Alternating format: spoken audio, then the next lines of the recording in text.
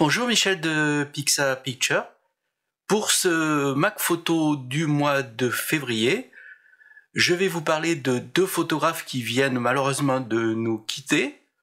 On regardera aussi les photos que m'a envoyé Jean-Marc. Et enfin, je vous expliquerai comment réaliser un livre avec vos photos grâce au module livre de Lightroom. Allez, à tout de suite.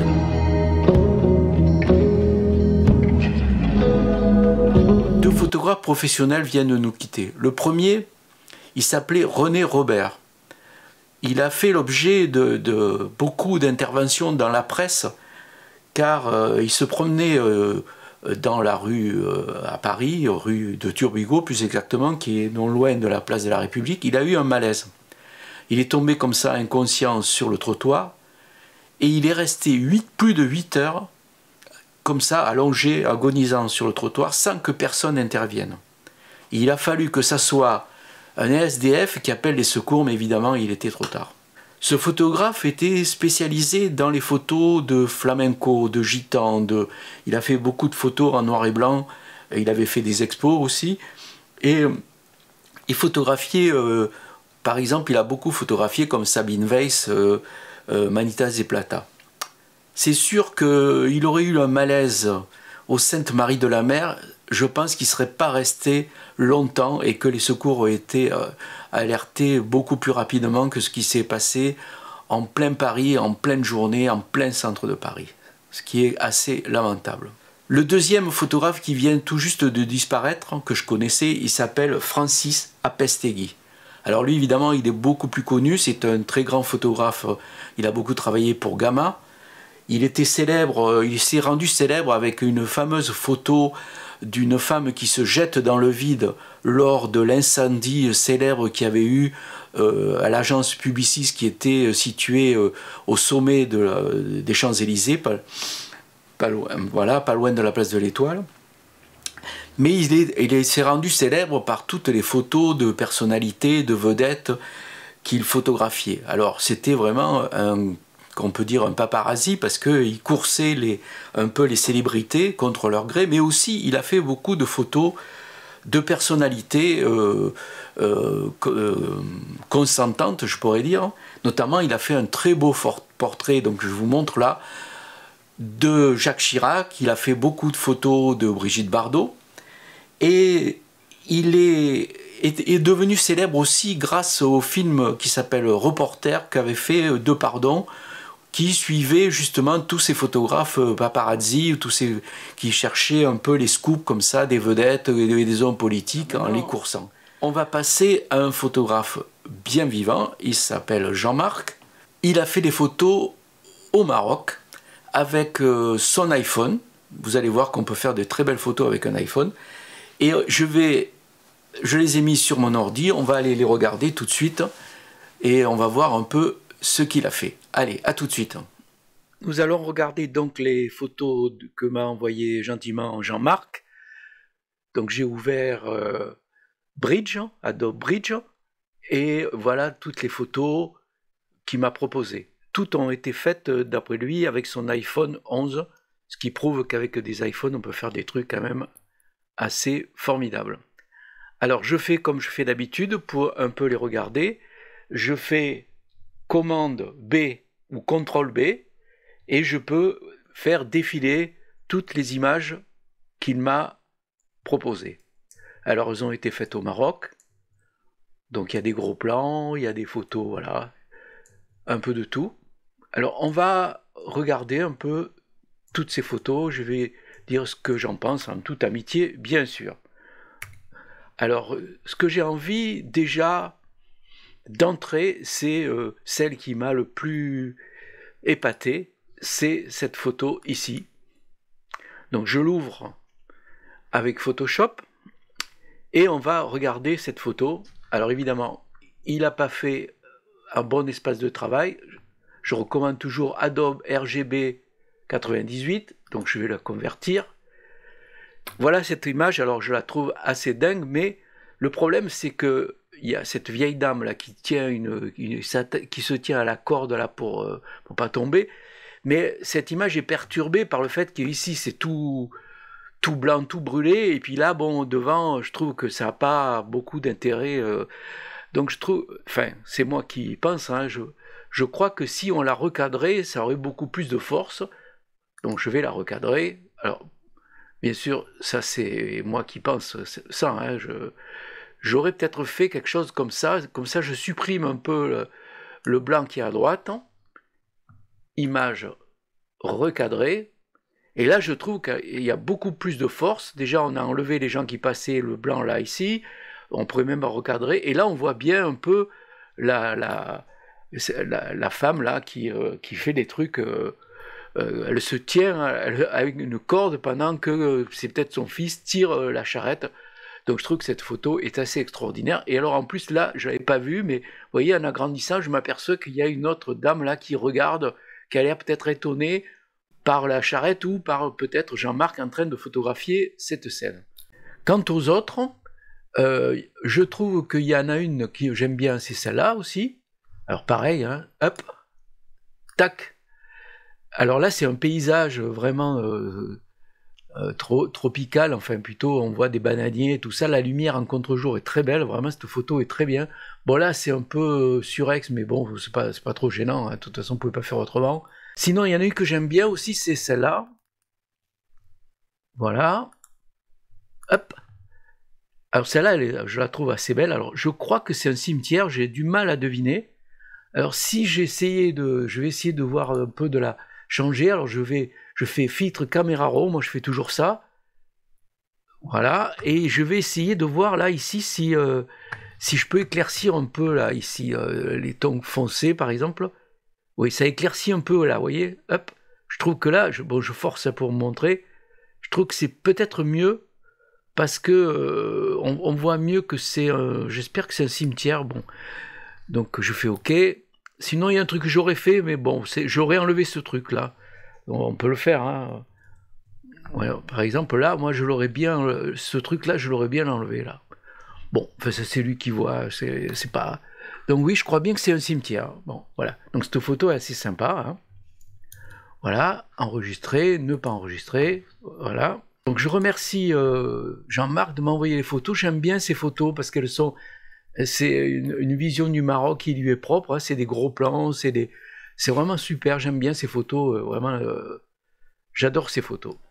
Voilà. Après les photos marocaines de Jean-Marc, on va aller sur Lightroom, où je vais vous montrer comment, grâce au module livre, vous allez pouvoir, à partir de vos photos, créer une maquette qui va vous permettre d'éditer et d'imprimer un livre. On va tout de suite sur l'ordinateur. Alors, j'ai ouvert Lightroom. Alors, avant d'aller dans le module livre, il faut faire très attention. Si vous avez ouvert sur le catalogue, comme moi, toutes les photos, et que ici, moi, j'en ai presque 50 000, si vous cliquez sur le module livre, il va essayer de faire un livre avec 50 000 photos. Donc, il va y avoir quand même un problème. Alors, ce que je vous conseille, c'est avant de vous lancer dans l'opération, choisissez les photos que vous allez vouloir mettre dans votre livre. Et vous faites, avec ces photos, vous faites une collection. Alors moi, j'en ai fait une. Pour un exemple, j'ai fait l'Armas. Donc, vous vous positionnez sur votre collection où vous avez mis les photos que vous voulez inclure dans le livre. Moi, je l'ai appelé Armas parce que c'est l'Armas de Fabre que j'avais photographié. Donc, je vais faire un livre sur l'Armas. Et là, vous lancez livre, le module livre. Par défaut, il vous crée un livre avec toutes les photos et toutes les pages.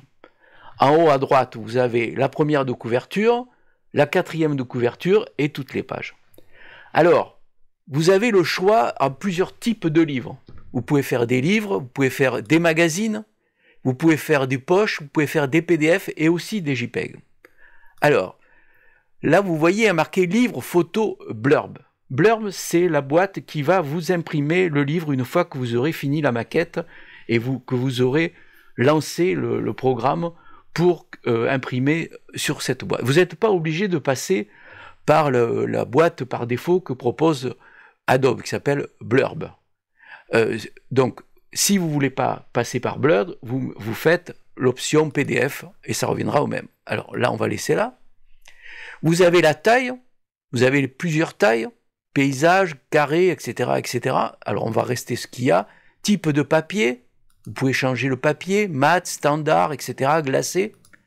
Le logo. Alors le logo, c'est intéressant parce que si vous passez par Blurb, qui est un truc vraiment bien, hein, ça fait des super trucs, et que vous y mettez le logo à la fin du livre, le logo de Blurb, vous allez payer moins cher que si vous voulez pas le logo. Alors par là, moi j'ai mis présent, donc vous voyez, il propose à peu près, il donne déjà un prix estimé de 35 € et quelques, et si j'avais enlevé, je veux pas qu'il y ait le logo, ça passe à 41, c'est plus cher. Bon, ça c'est à vous de voir.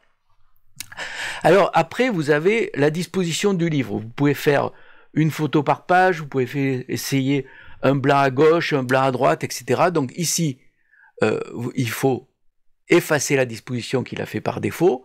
Et si vous faites, par exemple, vous pouvez faire à gauche vide, à droite une photo, à gauche, à droite, etc. On va laisser une photo par page. Vous faites ça, vous faites la disposition auto, et voilà. Alors, évidemment, ce qu'il a fait, évidemment, vous n'allez pas faire la couverture avec ça, etc. Alors, une fois que vous avez bien défini le format et la disposition des photos, vous faites effacer la disposition et vous commencez votre livre. Alors, par exemple, moi, la couverture, je veux que ça soit celle-là. Le quatrième, ce petit logo. Et puis les photos, par exemple, je vais faire ici. Alors, évidemment, là, il n'a mis qu'une photo. Donc, si vous voulez ajouter une page, vous ajoutez une page et vous mettez d'autres photos. Par exemple, on va mettre celle-là. Et puis, vous ajoutez une page, etc., etc. Alors, évidemment, il y a de multiples réglages que je ne vais pas vous détailler là, parce que ça serait trop long, mais j'ai fait une formation où je vais reprendre tous les panneaux un par un avec tous les réglages qui vous permettent de faire un livre vraiment de A à Z. Alors je vais juste quand même vous montrer. Par exemple là la photo, vous voyez, elle est coupée. Donc vous cliquez dessus, ça passe en grand, vous voyez ici, et là vous pouvez, en haut vous avez le zoom, donc vous déplacez pour que ça rentre ici dans la photo. Je repars sur toutes les pages comme il faut, voilà. Par exemple là, on va faire pareil. Je refais encore celle-là. Voilà. Alors bien sûr, ici vous avez un panneau qui est intéressant, c'est les repères.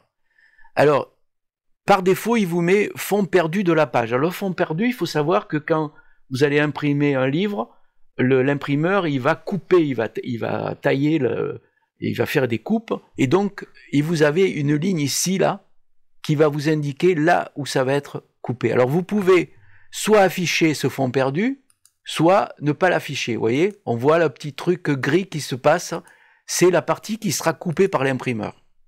Après vous avez une zone, alors je pense qu'il faut le laisser, vous avez les cellules des photos, vous pouvez soit les mettre, soit pas les mettre, etc., etc. Donc je vous conseille de laisser ces 4 options cochées. Après vous pouvez remplir la cellule, à droite, à gauche, etc. Bon. Le texte, vous pouvez rajouter du texte, avec toutes les couleurs, etc. Bon. Donc je ne vais pas rentrer dans les détails de toutes les transformations et tous les ajustements que vous pouvez faire, puisque j'ai fait une formation où je vais détailler tous les panneaux, ici, repères, cellules, texte, type, etc., etc., jusqu'au moment où vous allez enregistrer ce texte. Alors, une fois que vous avez fait votre maquette, que vous avez pris l'option livre photo, vous envoyez le texte via le serveur Blurb.